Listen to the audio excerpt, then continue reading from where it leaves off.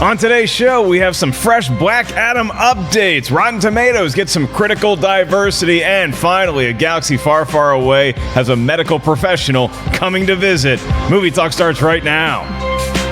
Now, obviously, a lot of people are going to say, well, no, there's already doctors. And yes, there are doctors that are in Star Wars. Dr. Aphra, amongst others. We have some medical droids. 21B of note. FX7, I believe, is another one. But I think that Doctor Who is going to help them out tremendously. Who the hell are my panelists? Well, you guys know Perri Nemiroff. She's right. She's a huge Jurassic Park fan. And you clearly know. Oh, no, it's right there. Jeff Sneider. Thinking it was his close-up, and I'm glad Adam left it on the wide because I did not authorize that. Thank you guys for tuning in to Collider Movie Talk. Whole lot of news stories to get to today. Then we got some cool trailers that I know Perri Nemiroff, or at least I'm guessing Perri Nemiroff, is a pretty big fan of the horrific, bloody trailers we're going to be talking about later on. What would make you think that? Just a funny feeling I have. I am currently knee deep in some CBD coconut water, and I got to tell you, the coconut aftertaste. It's a young coconut.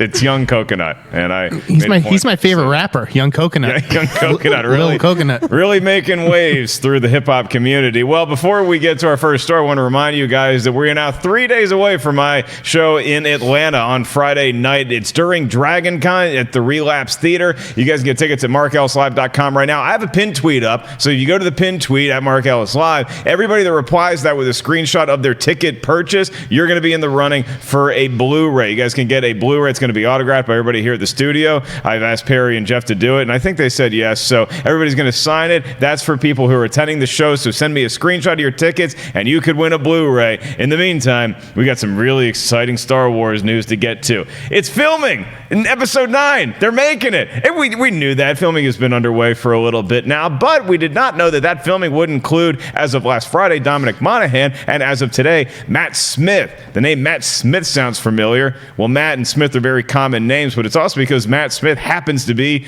one of the alums of Doctor Who. He was one of the more popular Doctor Who's of all time. You can currently catch him on Netflix in The Crown. His addition to the galaxy far, far away headlines a number of notable additions that we're going to get in this last installment in the new trilogy. J.J. Abrams obviously back to direct. So I'm excited about this news, and I think that this is a smart play for Star Wars, if for no other reason, because it gets fans excited. The Doctor Who fans are a fervent bunch. You get a Doctor Who and a Star Wars movie, it helps change the conversation from what we did have with The Last Jedi. Oscar Isaac had some really interesting quotes on The Last Jedi, by the way, and I really appreciated what he said, is that, hey, sometimes films come and go. The Last Jedi has continued to be talked about back and forth, and people are really getting into that conversation.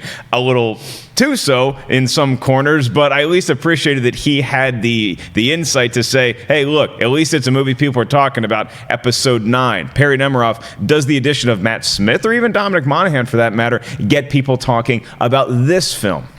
I mean, really, it's Star Wars. Anything is going to get people talking. Who knows who they're actually going to play? I feel like at this point, it's always, every single time someone new gets cast, it's either Rey's parents or Knights of Ren, one or the other. And I feel like putting these two in the Knights of Ren pile, so I'm just going to do that for now. I really have absolutely no clue. But, with Matt Smith in particular, I don't watch Doctor Who, but I'm a fan of what I've seen him in feature film-wise, and I had the opportunity to talk to him for Pride and Prejudice and Zombies, a movie that disappointed me, but has a really talented ensemble in that. So I'm looking forward to seeing what he brings, and both of them, for that matter, bring to Star Wars. It's just the only thing that is like a little baby red flag that I'm busy waving right now is this is a big ensemble in a movie that's supposed to wrap up the Skywalker trilogy, put some sort of capper on new characters like Rey, Finn, Poe, Kylo Ren. There just seems like so many things that need to be tied up if episode 9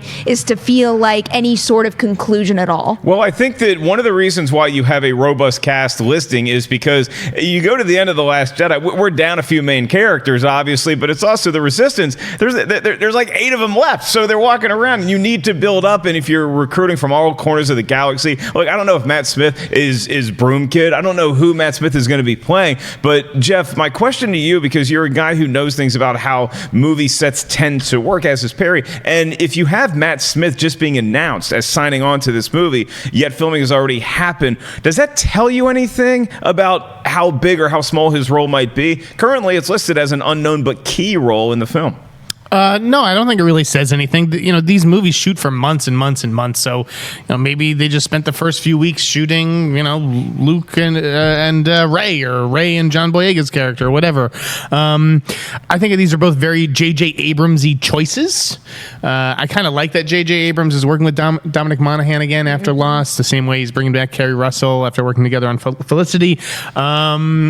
Do I have any idea who they're playing? No. Yeah, we've all heard, Ray's dad. I don't even know who the Knights of Ren are. I don't care about. I'm not like sitting here expending mental energy on what's going to happen in episode 9. I am looking forward to it because I do find that the trilogy closers in the Star Wars franchise are my favorite. I think Return of the Jedi is my favorite from the original trilogy. I'll co-sign that. Yeah, Revenge of the Sith is my favorite from the Lucas prequels or whatever. So I'm looking forward to episode 9 in that regard, but I'm not going to get into like what I think or what I want to happen because I really don't care. Well, then let me spin it to both of y'all because I really care about how episode 9 is and what happens in episode 9. And look, I mean, people are going to be speculating ad nauseum, and I'll probably join the party when it comes to that with episode 9. But just as far as Star Wars taking some time to be under the radar, after all the controversy of The Last Jedi, after the disappointment at the box office of Solo Star Wars story, is this good for Star Wars having these kind of casting announcements? Is it too soon for Star Wars? And I know that this isn't Star Wars yelling, hey, look who we got, but this is news.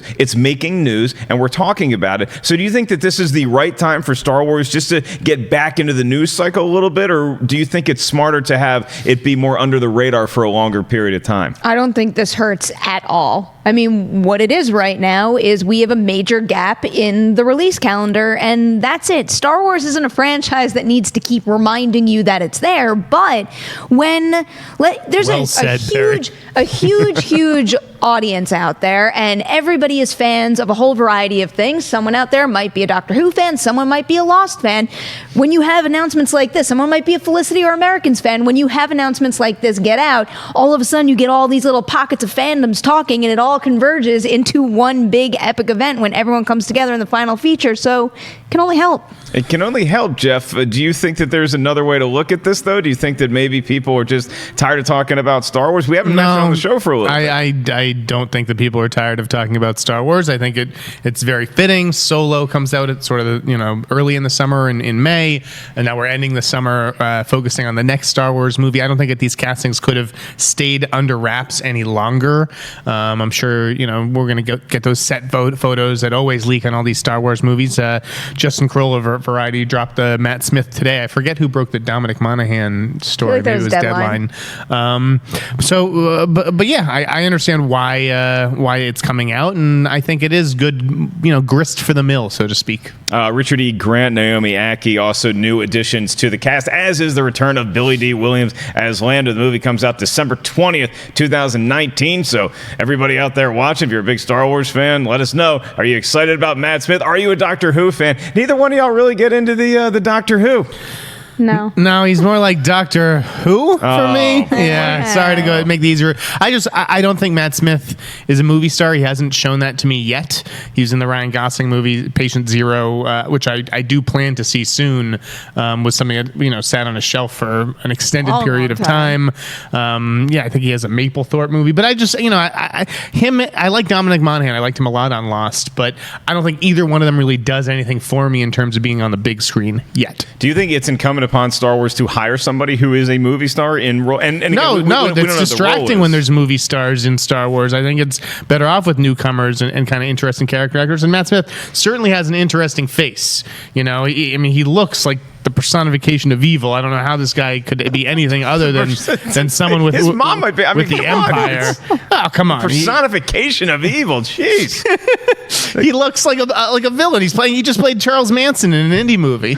He could be just a confused Knight of Ren. Doesn't mean that he's was born bad. I mean, this guy has Empire written all over him. Yeah, Perri, I think that regardless of how people feel about the new trilogy, The Last Jedi in particular, for that matter, I think that the casting from a star A-list celebrity standpoint has been dead on with what Star Wars has always had their bread and butter be. I mean, you had 3 pretty much unknown actors come into the original trilogy with Mark Hamill, Carrie Fisher, and Han Solo, and Harrison Ford. So Harrison Ford went on on to become an A-lister for decades, but I think that having somebody like this who is known in certain circles but doesn't leap out on the screen and have it be a distraction like somebody like a Tom Cruise or The Rock would be. I mean, it's only a matter of time. That's what this is. You keep working in this industry until you get that role that pops and then puts you on that other level. And, you know, with big names and famous faces being in Star Wars movies, I think it's been a hit or miss recently, or at least specifically when I think about The Last Jedi.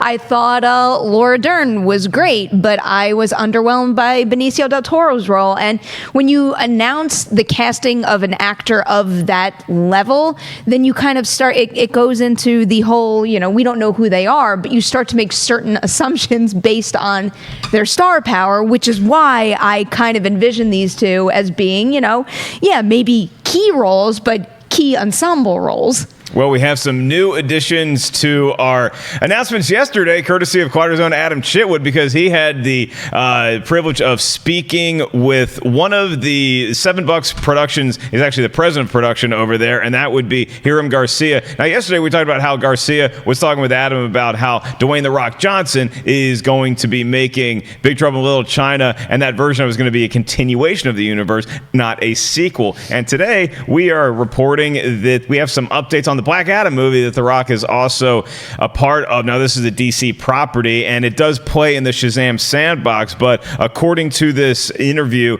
Black Adam is definitely happening, which is good news. They're very deep on the script right now, but it's not going to be involved with Shazam because those are two different movies. When they were breaking the story with Shazam, they did initially think that Black Adam would factor into that role somehow, and then as they continued on with the script, they decided that Shazam should have the Shazam movie, Black Adam should have the Black Adam movie, and then the two would meet. That's the biggest takeaway from this that I got. And then they're talking about how excited they are from the script, and that's all well and good. They're turning into fanboys because they're really pumped about how Black Adam is coming together. They're deep at work on it right now. And Garcia also reiterated that Black Adam is not going to be softened up for audiences, that this is going to be capturing the essence of Black Adam, and they're not going to worry necessarily about what the film could be rated per se. So, Jeff Sneider, I know you're going to be loving this question I give you. Are we going to see Black Adam show up in Shazam that early? Would it be a wise move on your end to see Black Adam in Shazam make a cameo, have something at the post-credits scene before Shazam gives the reins to Black Adam for his own film? Well, it depends who you're asking about. Like, a wise move for who? For Warner Brothers and New Line? Yeah, it's always a wise move to stick The Rock at the end of your movie and get fans excited. Is it a wise move for The Rock to show up at the end of Shazam? No, I don't think so. I think that he should sit this one out, develop his own screenplay. I don't think he should, be a tag at the end of someone else's movie. I thought we'd already heard that about Superman anyways. That's a good point. I mean, by the way, there could be a lot of other post-credit scene options that they have with Shazam where they're not necessarily worried about getting even somebody with the star power of The Rock. I don't think now is the time to introduce The Rock into the DCEU. This is fan art, right? Yes. Okay, because it looks very well done. He also kind of looks like Dracula or something there. I just don't know how much Dwayne Johnson really needs this movie. I think that he may want to reconsider doing it. And I thought that the quotes that kind of came out were all kind of like typical quotes. You could plug in any comic book character in with those. Yeah, we're excited. Don't worry, you're going to get the character you saw in the comics. We're not going to sand it down. Like, what do you expect him to say? To come out and say, yeah, we're going to take the edges off this character? It's all the same beauty quote fluff. We're deep in the script. We're very excited about the process, all that sort of things. We've seen scripts that have been knee deep or even finalized. We're not excited about the script. They can go very different. I don't think everybody's excited. Everybody's thrilled. I do think that there would be a level of caution that was met with Garcia's quotes if he and on his part saying, "Hey, we're not there yet. We're working. We're still talking." Perri, is it news to you that they're knee deep quote in the script that they are excited about the movie? I wouldn't say it's news to me, but if these weren't the quotes would be, it's not happening anymore. So the fact that these were the quotes at all make me pretty happy because, yeah, I want to see Dwayne Johnson play a superhero. He was made to play a superhero, and if this is the one, if this is the role that calls to him and calls to the filmmakers behind the project, I am inclined to trust them and root for them to make it happen. But, does Dwayne Johnson need Black Adam? What does Dwayne Johnson need at this point? He can do anything he wants, but maybe that, and maybe a break from working working out so often. But from a creative standpoint, if this is what he wants to do, I want it to happen. These quotes are encouraging that it's still on track to happen. And I, for one, did take to the whole we're not taking the edge off the character kind of thing, because that to me hints at some of the risks that we might see Warner Brothers and DC taking in the future. Will they maybe dip their toe into the R-rated pool? Who knows? But I want to see them start taking risks with these movies, ones that we haven't seen them do before.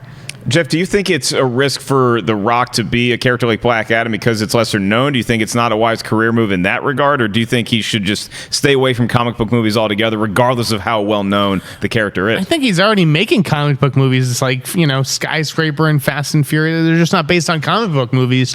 I would like to see The Rock play someone a little bit better known. I don't know why he settled for this obscure Black Adam character. Again, there's the Guardians of the Galaxy argument where it's, Jeff, you would have said the same thing about Guardians of the Galaxy, but that's a great role for Chris Pratt, et cetera, et cetera.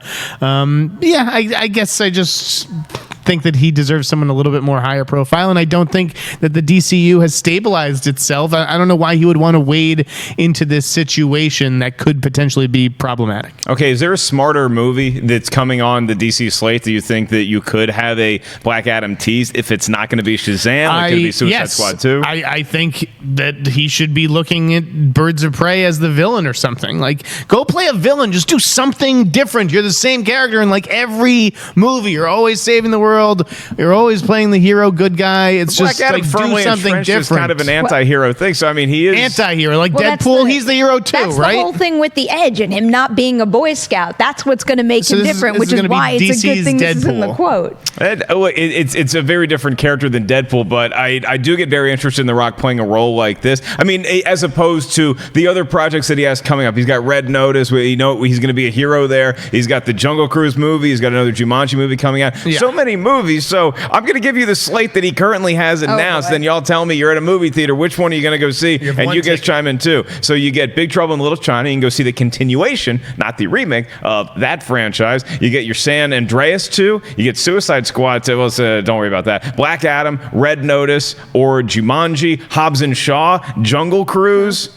Fighting with My Family, which is more of a serious tone that he's going to be popping in. Any of those movies stick out to you? I've forgotten about half the ones you just said, but I think I honestly would have to go Black Adam. And it goes back to what I was saying at the beginning. I want to see him make a comic book movie. I want to see that, and I actually think it's really smart for him to go with a character like Black Adam versus, not that this would be possible, but versus, let's say, a Batman or Superman, because those are just buried in lore and expectations. And yeah, I know Black Adam has fans and people want to see that character brought to screen the right way, but it feels like when you're working with a lesser known character like that, it gives you room to breathe and play and make it your own. And I think that is going to serve someone with a personality as big as Dwayne Johnson's pretty well. Wow, that's a pretty good answer, Jeff. Pretty good support for that answer. I think Black Adam is filmmaker dependent. If they got an interesting filmmaker, not somebody kind of bland and generic, that might perk up my interest. Of that slate, as much as I enjoyed Jumanji, and there was one other one that I think I enjoyed in there, I'm going to go with Red Notice. I like Skyscraper. I like the pairing of Dwayne Johnson and Gal Gadot. I like an Interpol art thievery kind of plot line. Sign me up for that one. Okay, that Hobbs and Shaw just seems really, really appealing to go check out. Just state them in the Rocky, forget all the other stuff. I'm kind of leaning towards that. Red Notice is up there, though. Red Notice is up there. Have not watched Big Trouble in Little China since y'all yelled at me yesterday, so it's gonna happen. I mean, you haven't seen the movie ever? No, were you guys? Yeah, no. Neither one of y'all. Yeah, I haven't seen Big Trouble in Little China. Wow. And it's a hole in my viewing, and I will try to rectify that situation as soon as possible. Well, hopefully during award season, you guys can fill up all the holes in your award caliber film viewing, and we're here to help at Collider. That's why we are excited to announce the launch of For Your Consideration. It's a new show that's going to be launching soon. Perri Nemiroff, you give us a little more details about For Your Consideration. This is not attached to the Christopher Guest movie. I can give you details, and so can this guy right here, because that show is going to be hosted by Scott Mance, and Jeff and I will be his panelists, and we will basically be talking about everything award season related, and you're going to get 3 mini episodes dropping next week. You're going to get one Tuesday morning, Wednesday morning, Thursday morning, and then after that, brace yourselves, because we are just going to be flooding you guys with TIFF coverage, which, this is the time of year that essentially kicks off that award season conversation. So we're going big with FYC right now. Yeah, when I joined Collider Video, one thing that I felt like the channel was lacking was some awards coverage. Obviously, Adam Chitwood and Matt Goldberg do a great job with it on the .com side. But I wanted to have us have a bigger, increased presence in award season. I think that there's a lot to talk about. I find the Oscars absolutely fascinating, and who better to discuss them with than Scott Mans, right, Perry? I agree. Maybe I can pop into the conversation if we're talking about the award for most popular movie or whatever. Yeah, when we start talking about Creed 2, we'll call you in, Ellis. I'm gonna see a lot of movies at TIFF actually because I'm going as well. So sorry to drop that bomb, but I am gonna Maybe be you can get going me into to some TIFF. screenings. Excited to go, and with that, we remind you guys to check out the family of networks here at Collider. It's not just Collider Video anymore. Obviously, we love having you subscribe right here. If you haven't done so, we appreciate when you do that. And then Collider Quick, Collider Games, Collider Sports, whole lot of good stuff, as well as the wrestling scene. You get all of the links to the various channels in the description of this very vid. And as we move on, we have some news about Rotten Tomatoes. They are expanding their list of critics that are certified on Rotten Tomatoes. Christian and I were lucky enough to be the first video-based or YouTube-based movie reviewers to be certified on Rotten Tomatoes. And now they really want to expand the brand and include a lot more diversity than what has been reflected in the past. This comes on the heel of Fandango acquiring Rotten Tomatoes last year, and they made a lot of changes. And full disclosure is that I'm very good friends with a lot of the people of Rotten Tomatoes. I do some stuff for them from time to time, and I think this is a great move. This is a no-lose situation. This is all win because a lot of great critics are now going to have their voices heard. And the way that they vetted critics in the past relied heavily on what the publication that said critic wrote for, and now they're taking a more of a look at the individual and who they are, not just based on the publication that they represent. And obviously, because they realize the changing times, they're also looking a lot more at YouTube and podcasting, and they're vetting the critics very individually here, Jeff. But I think it goes back to something that you had pointed out on the show a few weeks ago when we had a report from one of the major outlets. It was a Deadline or the Hollywood Reporter. You can even throw Collider in there, where when you look at news that is being broken, and this is a little different because it's movie reviews, but I think it plays in the same sandbox in this regard, is that you want to trust who the person is and not just the name of the outlet that they're writing for. You combine that with all the new diversity that they're going to have here, we get a lot of different opinions, and that's something that I think the tomato meter can help benefit us when we're judging whether to go see a movie or not. Yeah, I think this is a great thing that Rotten Tomatoes is doing. I do think that that film criticism needs to be become more inclusive, and it needs to diversify.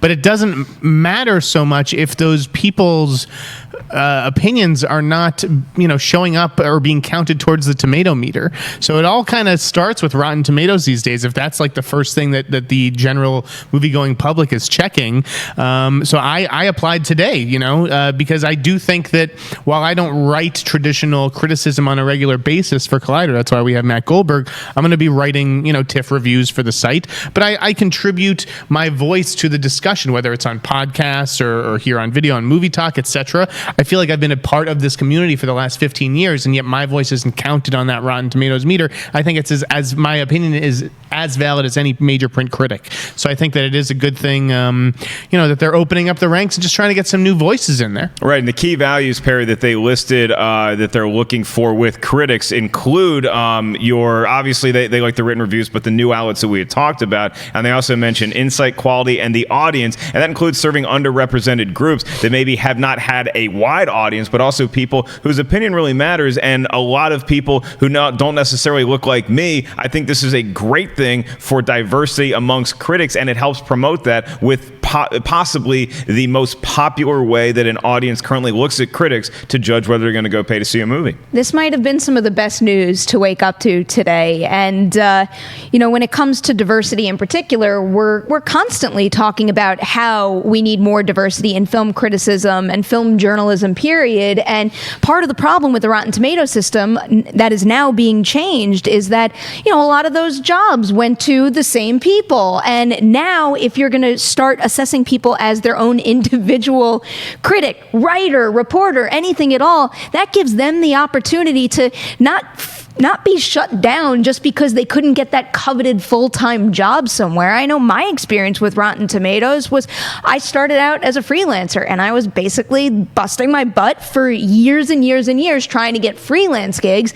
And because I wasn't the critic anywhere, I was able to get a profile on Rotten Tomatoes, but I was never able to be tomato meter approved. And yeah, I've had instances where I want to review a movie and I can't get in because they know my score will not count towards their tomato meter score. Right. It matters to a lot of people. It matters on a lot of festival circuits where you're making your first impression with your movie. So now that it's all on the individual, it's all on your ability, your insight, your work ethic. It's all you now, and now you have the opportunity, and now we can include so many different people because there are so many talented freelance writers out there that have deserved this shot for a long time. So there's a couple names that I saw pop up today, and people celebrating being tomato meter approved, and I think that's a really exciting thing for this service here to make it even more useful than it already is. And I'd like to add that to me, diversity is more than your gender or your ethnicity or your sexuality. I think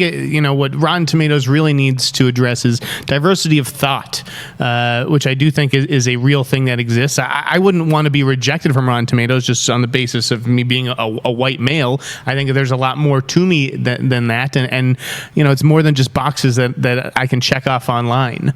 Again, there are some things I share with everybody. Some things stay private, but it's all about how I'm, looking at film and reviewing them from in my mind. And so that's what I think. That's why I would self-identify as a diverse critic, even though on the outside I may not look like one. Sure, but I also think that if you have diversity of whether you talk about sexual orientation or gender or race, those are such clear-cut things that somebody has, but they're not. But from the time of birth, if somebody looks different than you, their entire worldview is shaped differently than how my sexuality. You maybe you were talking about gender and obviously race sexuality can change. Sexuality is a different thing. Yeah, and I think that needs to be represented, on Rotten Tomatoes, but without anybody having to declare or put a label on themselves. Yeah, I mean, but if you look at somebody, regardless of what your sexual orientation is, or if that shifts, or with your thought, if those things start to change, then the way that people have been perceived by other people, it's going to inform your opinion. The way that they look at the world is going to be very different. And the fact that more groups are going to be more welcome in a community like this,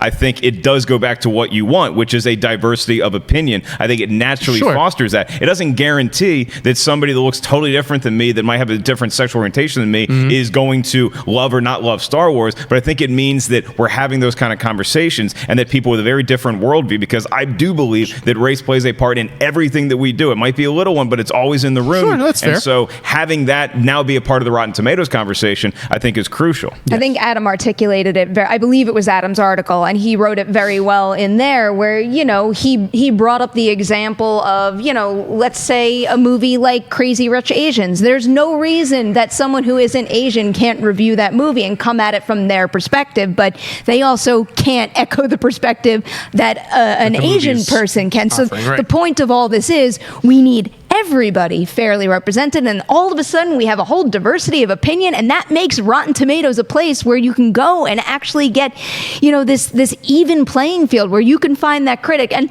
I'll still stand by the whole thing with Rotten Tomatoes. You don't just go there and say, oh, because it's fresh, I'm going to go see it, or write it off completely because it's rotten. But it's a useful tool to kind of get the wheels turning and find some voices that really speak to you, whether it's someone who's coming at a particular film from a different standpoint, or someone where their past, their ethnicity, their sexual orientation really influences how they might respond to it. So this just gives people the opportunity to kind of add all of that together to influence their decisions. Right, and it is a great feather in somebody's cap, too, to say, I'm certified on Rotten Tomatoes now and a critic of note. And in that vein, I think they also started a foundation to help critics get to prominent film festivals. It's a grant program, and I think that that's huge. So I don't think that they feel like they're done by any means with the project project and an undertaking like this, but they've taken a lot of steps, and that's going to start to be reflected in the tomato meter. And congratulations to a friend of the show and a friend of mine personally, and of Schmoes know, Joelle Monique is one of the newer critics that is certified. Perry's been certified for a couple months now. Yep. Right? Yep. So congratulations to everybody. Jacqueline Coley, my friend who works at Rotten Tomatoes, you can follow her on Twitter. She had some really good insight into this development as well, and we'll see if your application gets passed. I do believe it could happen for you soon. What's your favorite movie of the year so Fingers crossed. I mean, it's still the Mr. Rogers documentary and Three Identical Strangers. Those two documentaries are just head and shoulders above everything else I've seen so far this year. Perri Nemiroff, you on the documentary train as well? I can't name just one, but off the top of my head right now, I'll say A Quiet Place, 8th grade, Won't You Be My Neighbor, and Love, Simon. I gotta see Love, Simon. Man, I gotta see that. It's really good. It really is. Yeah, I caught it again on a plane. It's even a good plane movie. When you can say a movie that you've already seen is watchable even on a plane, that's something good. Well, I don't know if we're going to talk about that way for Bad Times at El Royale. And as a matter of fact, from watching the trailer, I don't think I want to watch that movie on a plane because I don't like watching movies on planes that are very violent or gory because I feel like I'm offending somebody. I feel like and nobody ever else is watching. Like when somebody has their I might see, they're watching Game of Thrones. And then I go about my staring at or reading or whatever. Probably not reading. But I don't like watching it. I feel uncomfortable. And I think this is going to be not a good plane movie, but this might be a really fun movie to go check out. The new trailer dropped recently. And Perri, I know this is one of the movies that is on your want-to-see list this fall. You have a lot of star power in there. It looks like this movie's taking a lot of twists and turns. And what I love about these trailers is that they give us the gist of what we can expect. They don't tell us anything about what any of these twists could be. I just got so distracted because I started to come up with a list in my head of inappropriate movies I watched on planes. What do you got? The greatest was when I binged all of Outlander on a plane because if anybody watches it, there's some sex and nudity. Yep. And that Halloween H2O recently and also the original Halloween. So, yeah, if there was a child behind me, I guess I apologize / not really. This trailer is fantastic. I love every single thing that I've seen about this movie so far, and I think it does the greatest job you can of giving you just enough to have something to chew on without fully revealing anything. Because we were talking about this before the show even started, my wheels are turning in a way that is very in line with Cabin in the Woods. When he brings up the idea of management being in control, I start to picture someone behind the scenes in an office setting kind of manipulating this whole game here. And yeah, maybe I'm really off base, but right now I had a really, really good time watching this trailer the first time and then also rewatching it and trying to pause it and find clues every step of the way. Perri's really doing a deep dive into this, Jeff. She's looking for clues. She's trying to get one step ahead of the game. You see a trailer like this. Does this advertise the movie well to you, or are you now more engaged in seeing this movie than you had been previously? I think it looks great. I think it's doing a good job of teasing us and showing us some really exciting visuals and setting up a story, but not giving too much away.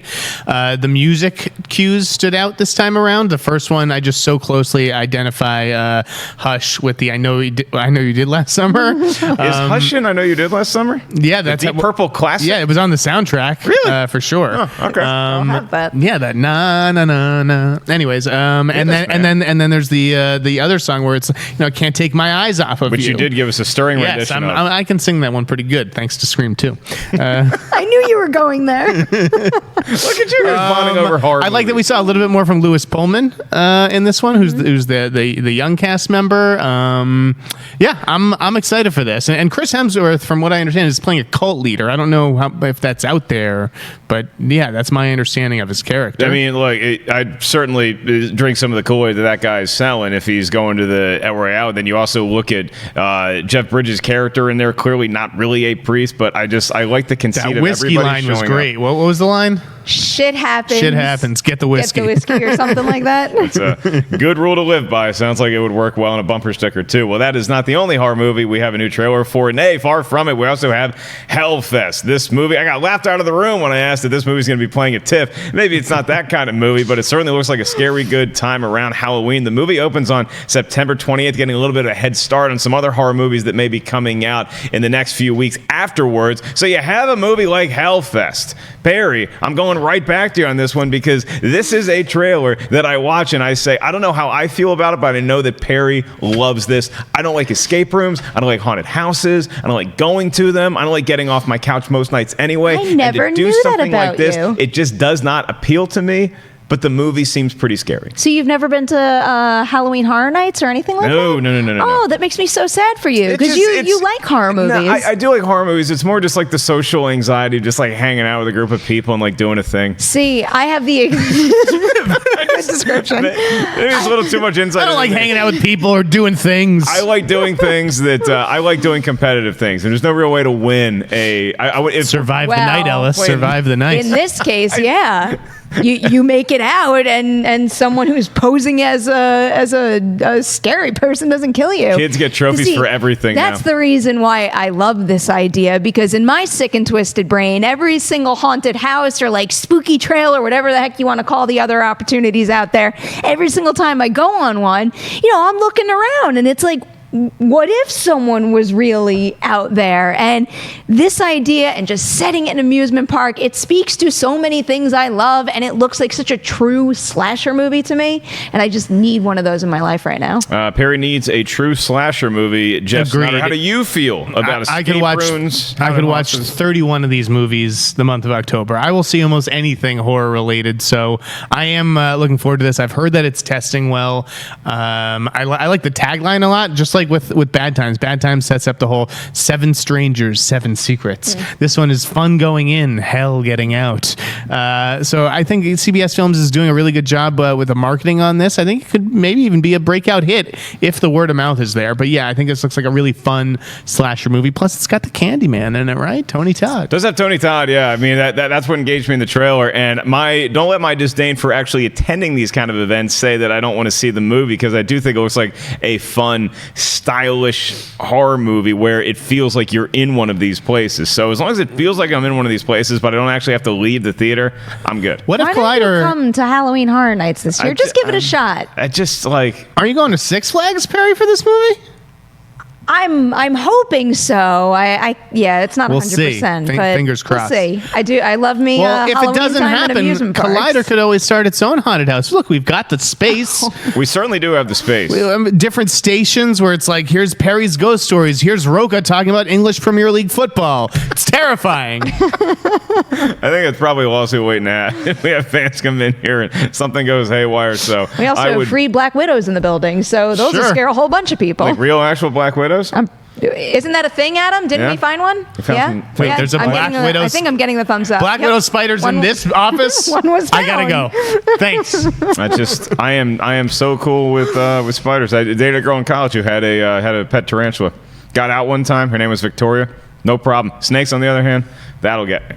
But I like movies and documentaries about snakes, so maybe I will like Hellfest because it's about something I don't like, but I might want to watch the story about the thing that I don't really care for. Tomorrow on Collider, a whole lot of goodness for you. The Rule of Two is going to have a new podcast. That's our boss, Mark Fernandez, and our favorite Mark Riley, talking about all things Star Wars. Actually, one thing Star Wars, and they go ad nauseum about it, but it's a really engaging listen. Depending on what the topic is, you're going to enjoy that one. And then Collider Live is back at 10 a.m. Collider Live doing very well. Thank you guys for all the support of Collider Live, the new morning show. It's every Monday through Wednesday. 10 a.m. is when it kicks off. Then we have Collider Heroes and then Movie Talk back here 4 p.m. And you guys can watch all that stuff on Collider Live or check out the podcast feed of all the things Collider. You can get this as a podcast, Collider Movie Talk, and then you can listen to us all the live long day, as well as Perri's show Mailbag and Afterthoughts, hosted by Ryan and Jay. They did an amazing job recapping week 1 that was Collider Live. And when I say amazing, I mean that baby ran for 2 hours. Well done, gentlemen. I feel like I was listening after Schmo a little bit.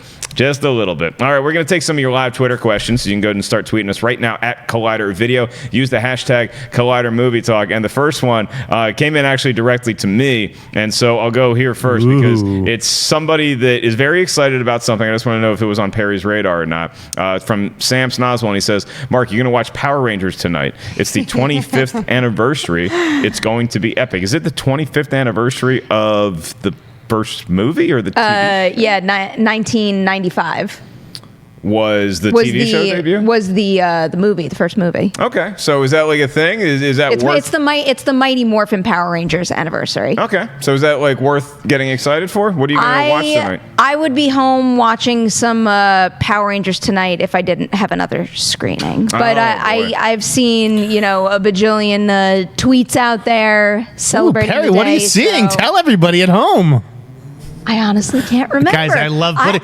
This is Perri's whole thing. Now. Okay, I put her on the spot. I ask her uncomfortable questions, and she'll go, "I forget. I don't remember." Oh, you think it's? I also don't lie. I would tell you. I told you guys when I saw Happy Time Murders. And you got to go to that. If I go to a 25th anniversary thing tonight, did you know that Rudy is playing tonight? Is it really? I did. I saw that. It's across the street. 25th anniversary. I had no idea. That's what I would go see instead of Power Rangers. Rudy 25th anniversary. Did you like the 25th latest anniversary? movie? I didn't see the latest movie, Perri. Yeah, I hate to tell you. Perri, I don't know if we can still work together after that. Give it a shot. Come on. Love you to death, but and that last Power Rangers movie was good. I liked it. It ain't getting close to Rudy. No. Well, watching Rudy. I'll even admit that. Come on. Oh wow. Okay. Hey, we got a Rudy fan. Fighting Irish. Got some truth serum going into Perri. Okay, our next question comes from Dale White. And he says, is there any interest in the movie that I guess it's coming out in wide release this week, and that's Operation Finale? Is there any interest in that, or is it Operation Stay Away? Is the embargo up for people who have seen it? Are you aware? That's a good question that I genuinely don't remember. No, we can. Okay. We can talk about it. The embargo is up. I want to see the movie. Obviously, Oscar Isaac's in it. Ben Kingsley's in it. Looks like a taut thriller. Perri and I disagreed on this one pretty strongly. I liked it, mainly because I thought Ben Kingsley was the best that he's been in like 15 years. But Perri hated it, and she didn't like it. But the way that she described it to me, when she gave me her criticisms, I completely understood what she was talking about. Yeah, I definitely didn't hate it, but forgive me. I don't want to talk for her. I was disappointed. It's a pretty incredible story, and I think the play-by-play of it felt a little thin, where there were portions of it that I wanted to know how they pulled this specific thing off, and it felt like we glossed over a lot of that. But the standout is definitely Ben Kingsley, in particular his back and forths with Oscar Isaac. They're both incredible together. Yeah, it's a movie about getting a signature, which I didn't realize. So it's like 50 Shades of Grey. You're just waiting for a guy to sign a contract the whole movie. But yeah, I found that there was enough intrigue. I liked the score, which I don't think that you cared for. You felt it was out of place, right? Yeah. So the score here is it almost had like a goofy, playful like tone and it was strictly there to up the energy, getting from one scene to another. And oftentimes that's a good thing, but in this case, it felt a little too forced, like it didn't match the rest of the movie. Like I said, I don't think Perri was talking crazy. I guess I was starved for like a smart adult entertainment drama this summer, so it did the job for me. Kind of throwing some shade at Perri there.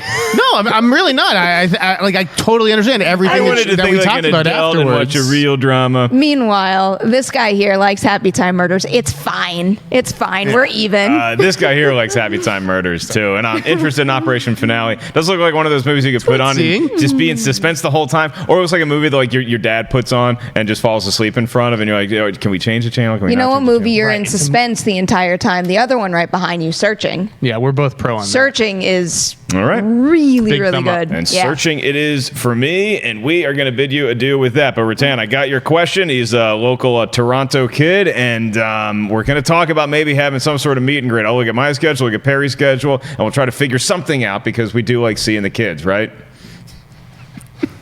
All right. Don't ask about my schedule. Yeah, no, Jeff, are you free I'll be eating nachos all week. Okay, all right. We'll fly Jeff up for the meet and greet so everybody can meet him. And I'm going to say good night for now. We'll be back tomorrow, 4 p.m. in the PT on the West Coast. I want to thank my panelists, Perri Nemiroff of The Witching Hour, Jeff Sneider of the upcoming For Your Consideration. I am merely Mark Ellis. See y'all tomorrow. Hey everybody, Mark Ellis here. Thanks for watching this episode of Collider Movie Talk. You want to watch more? Then click up here, or you can click right here for more great content from Collider. And if you haven't subscribed to Collider Video, do so right now and share this vid with your friends. Thanks for watching.